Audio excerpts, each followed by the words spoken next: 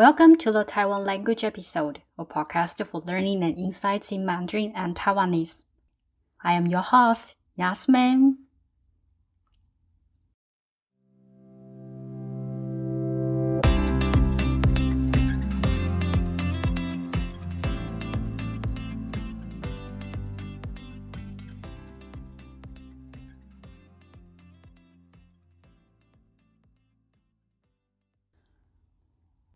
Welcome to today's episode. We often chase after things in the outside world. We hope to earn more money and that our hard work in the workplace will be recognized.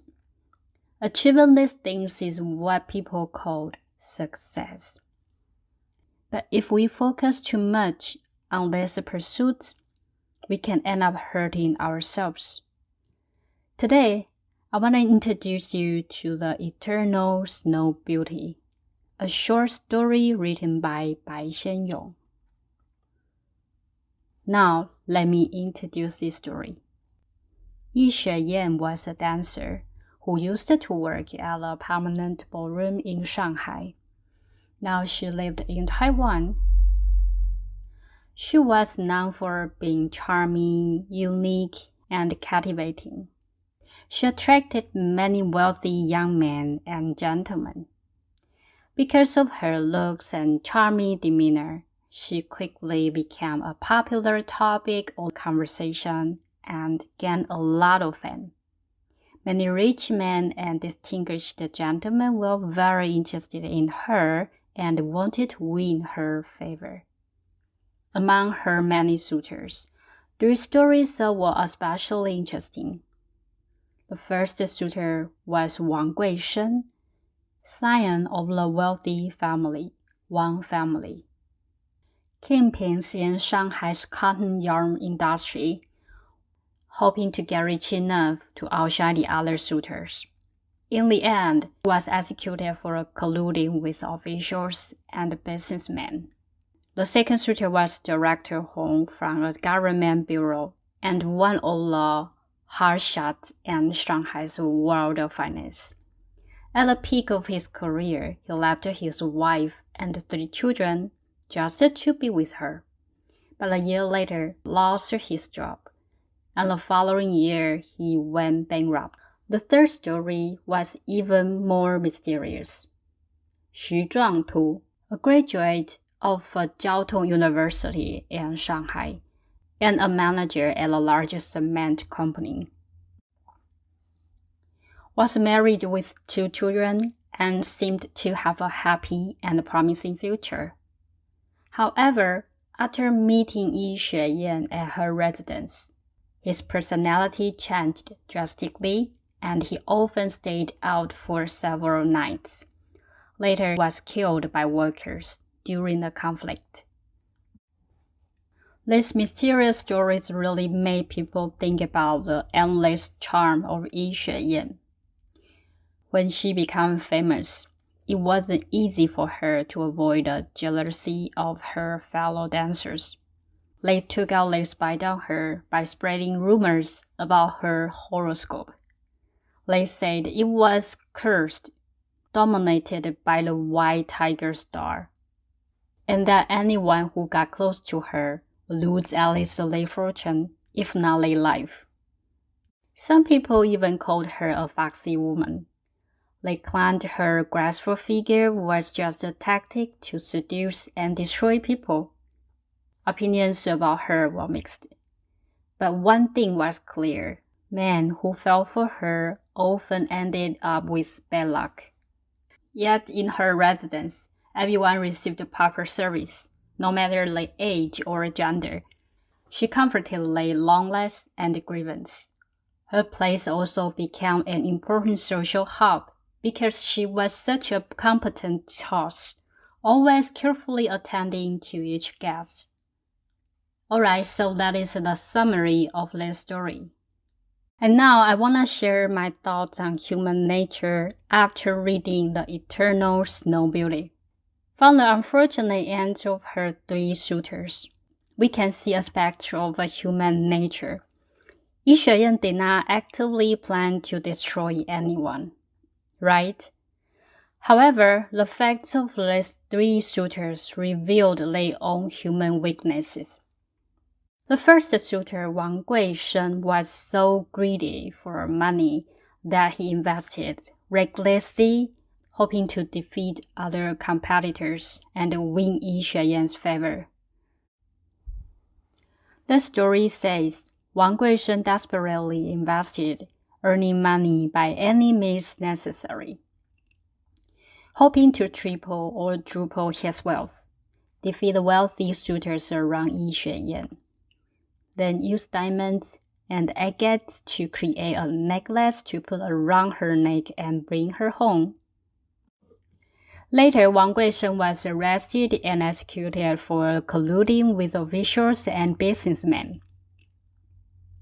This wasn't caused by Yi Xueyan, but by Wang Guishen's own greed. The second suitor was Director Hong from a government bureau and one of the hotshots in Shanghai's world of finance.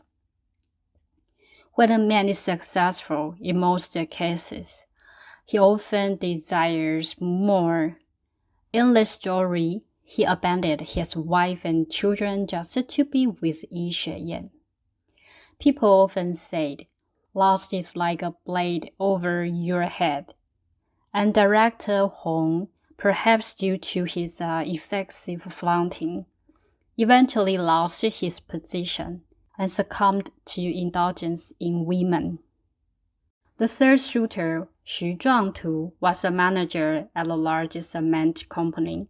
After entering Yi Xueyan's residence, his personality changed drastically, and he was eventually killed by workers during a conflict. I think a person's dramatic change in character is either due to some form of stimulus or because their true nature hasn't been revealed until a critical moment. Often it's only in an important moment that we can see someone's true temper or character, which isn't usually visible.